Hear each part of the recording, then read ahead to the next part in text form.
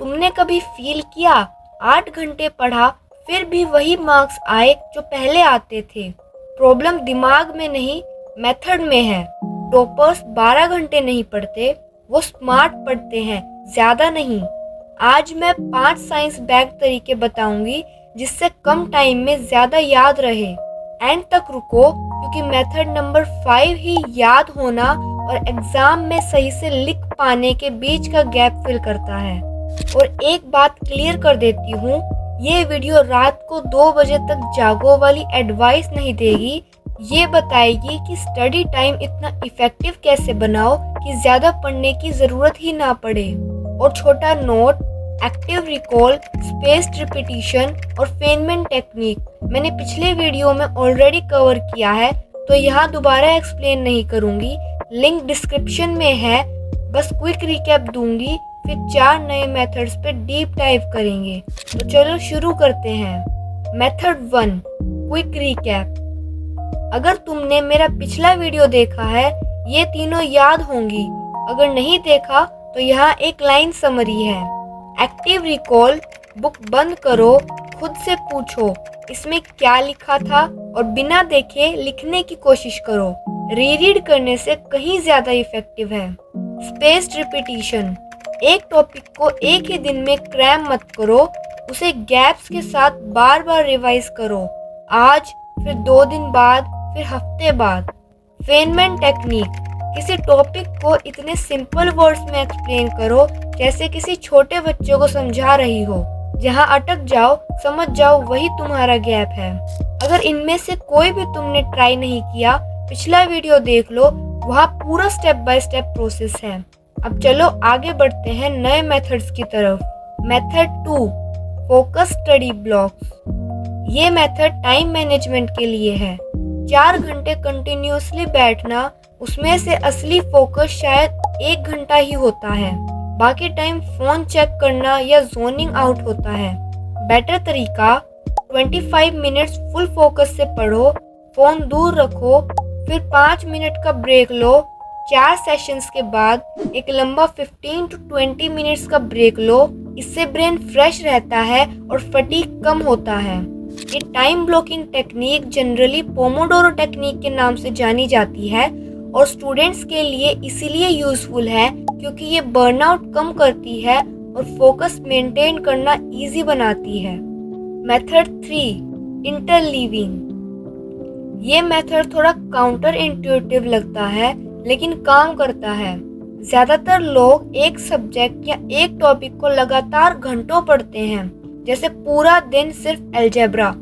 लेकिन रिसर्च दिखाता है कि सब्जेक्ट्स और टॉपिक्स को मिक्स करके पढ़ना, जैसे थोड़ी अलजेब्रा, फिर थोड़ी ज्योमेट्री, फिर वापस अलजेब्रा, ब्रेन को अलग टाइप्स के प्रॉब्लम्स पहचानना और डिफरेंशिएट करना सिखाता है, जो एग्ज़ाम में ज़्यादा काम आता है, स्पेशली मैथ्स और साइंस जैसे सब्जेक्ट्स में, जहाँ similar looking problems different method से सॉल्व होते हैं।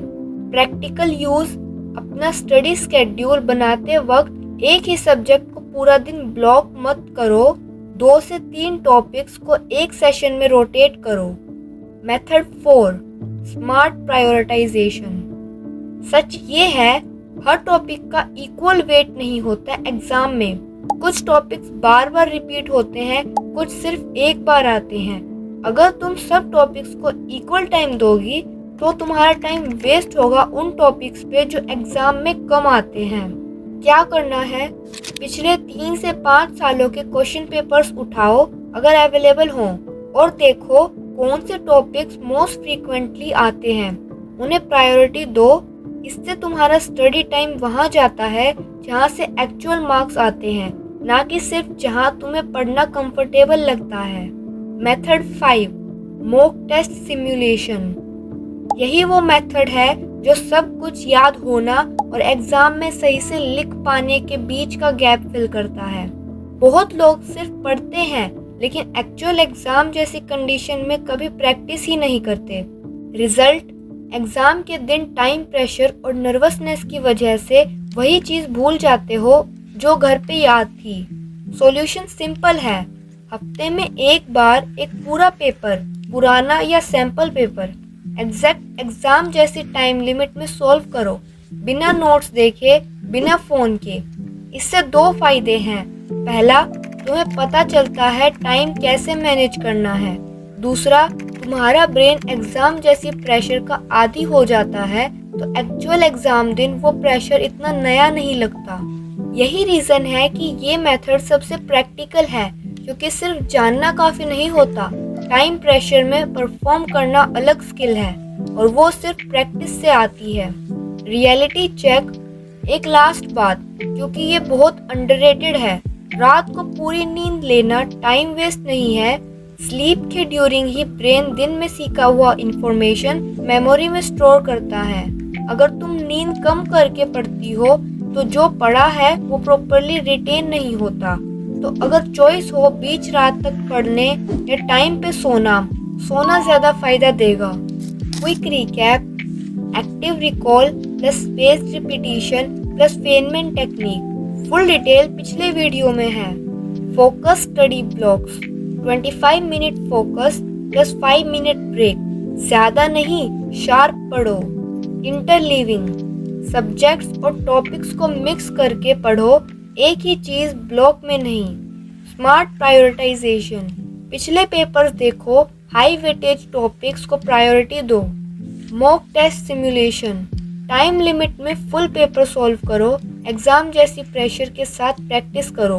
प्लस नींद पूरी लेना मत भूलना, वो भी तुम्हारे स्टडी प्लान का हिस्सा है।